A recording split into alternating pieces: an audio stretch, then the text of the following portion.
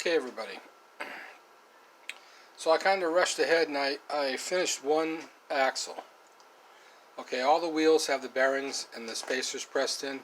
Now this suspension unit isn't assembled. I just have the axle in there and it's secured, and the wheel is on the bearings.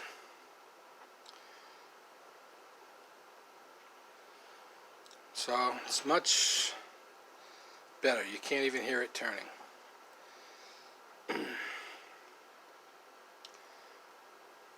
And so I'm going to see if I can pause this and turn it around.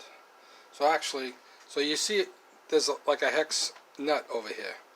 What I actually want to have is hex bolts, but I didn't have any bolts on hand. I had some round head screws. That's a 1032, so I cut the thing off, put the nut on it, sanded it a little so it's flush. That's basically what it's going to look like. Now the real M5 Stuarts, the full-size tanks, if you look, they had a hex, like the axle had a big hex on the outward facing side, and that's what we're looking at.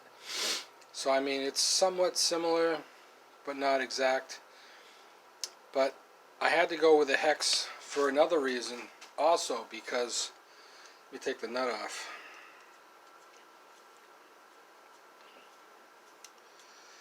The hole through this suspension arm is like 261 thousandths, so like 11 thousandths over a quarter of an inch.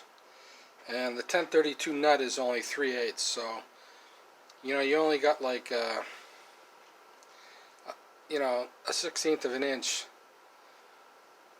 on each side of the nut, like tightening against that suspension arm. So that's why I had to go with that size.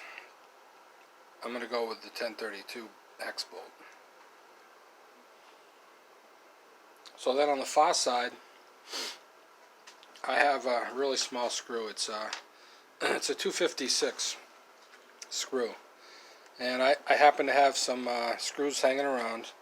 This was a stainless steel screw, and they were quite long, so I was able to shorten it to the length I wanted. And so, so the nut on the front side of the suspension unit kind of helps to captivate the axle from pulling through. And the screw on the back here is actually screwed into the axle, and it's pulling the axle tight against this suspension arm.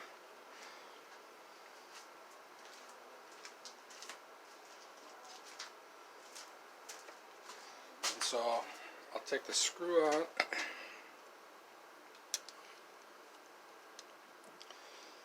And the screw is almost 3/8 of an inch long. Probably only has about 3/16, like it's thread into the axle itself. So it's a pretty short screw, and it's a pan head, Phillips head screw, but it's going to be facing in. Nobody's going to see it. So now, thank God these things are a bit flexible, so I can just pull this thing off, hopefully. Come on. I don't know. I've got the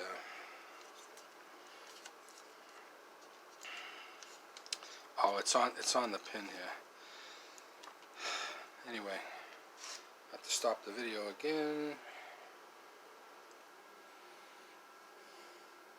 Okay, so I'm on my my bench here. Yeah, it's actually my table saw. It just has an extended leaf that I put on here some time back.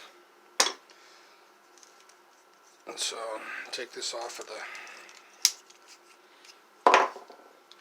Okay, so now I can take this out of here.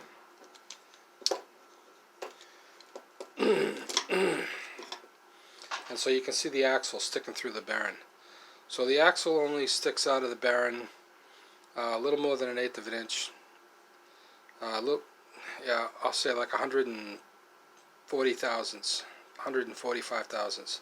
And it's got a little bit of a drill point taper on the nose of it, and then you can see the the hole. That's a 256 threaded hole, and so it fits into the suspension arm.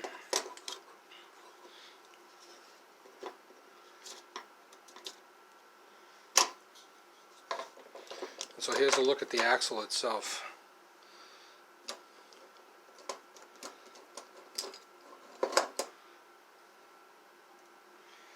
So it's pretty much you know, the OD of the OD is like size for the ID of the bearings. It's like 157 thousandths, and over here it's 260 thousandths. And so, you know, I got my 1032 screw there. It's going to be a hex bolt. So that's the axle. I'm doing like the 4 suspension sets for the one tank, and I'm doing an extra one just in case something breaks.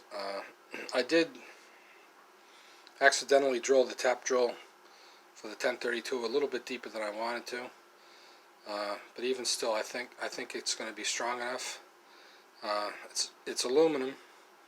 I turned it out of a 5/16 aluminum rod. Maybe I should use steel. I don't have any steel on hand.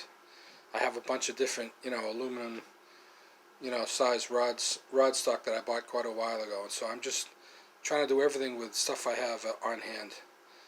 The hex bolts won't cost that much, you know, maybe 20 cents each, but that's basically what I'm doing.